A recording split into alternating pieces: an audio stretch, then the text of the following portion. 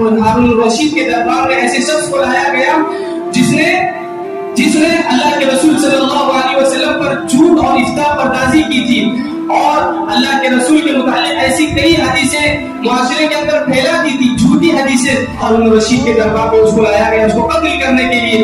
تو ہارون الرشید کو مخاطب ہو کر اس جھوٹے اور وضاع الحدیث کہنے لگا.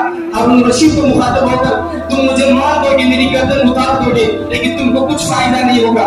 میں نے جو 1000 جھوٹی حدیثیں اللہ کے رسول کے متعلق جو معاشرے کے اندر پھیلائی ہے اس کا تم کیا کرو گے؟ یعنی 1000 حدیثیں معاشرے کے اندر ایسی پھیل چکی ہیں کہ لوگ سمجھ رہے ہیں کہ یہ حدیثیں ہیں، در حقیقت وہ حدیثیں نہیں ہے. یہ آپ ہی اپنی من چاہی چیزیں اپنی زبان سے کہہ کر اللہ کے رسول کی طرف منسوخ کر کے معاشرے کے اندر پھیلایا تھا. اور اس نے چیلنج کیا ہارون الرشید کے دربار میں کہ میں نے 1000 حدیثیں ایسی معاشرے کے اندر پھیلائی ہے جو در حقیقت حدیثیں نہیں ہیں.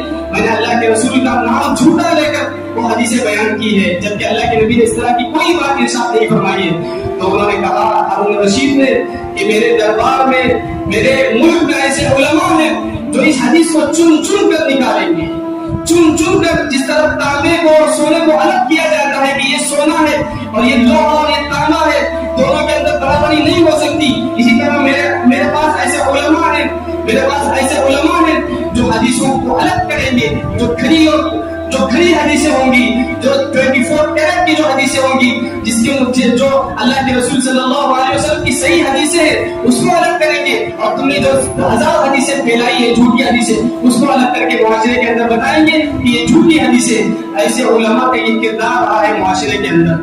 معاشرے کے اندر یہ علماء کا کردار رہا ہے کہ انہوں نے ہمیشہ دین کی حفاظت کی ہے.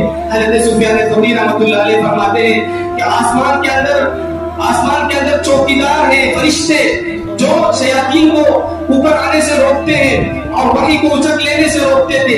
زمین پر جو علماء حدیث ہیں، جو حدیث کے علماء ہیں، جنہوں نے حدیث کی خدمت کی ہے، وہ زمین پر اللہ تعالیٰ کے چوکیدار ہیں، وہ اللہ کے دین کی حفاظت کرنے والے ہیں.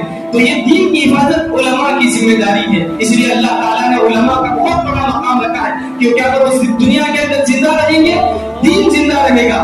اگر وہ اس دنیا سے اٹھا لیے جائیں گے تو اللہ کے دین کے اندر تحریف ہوگی.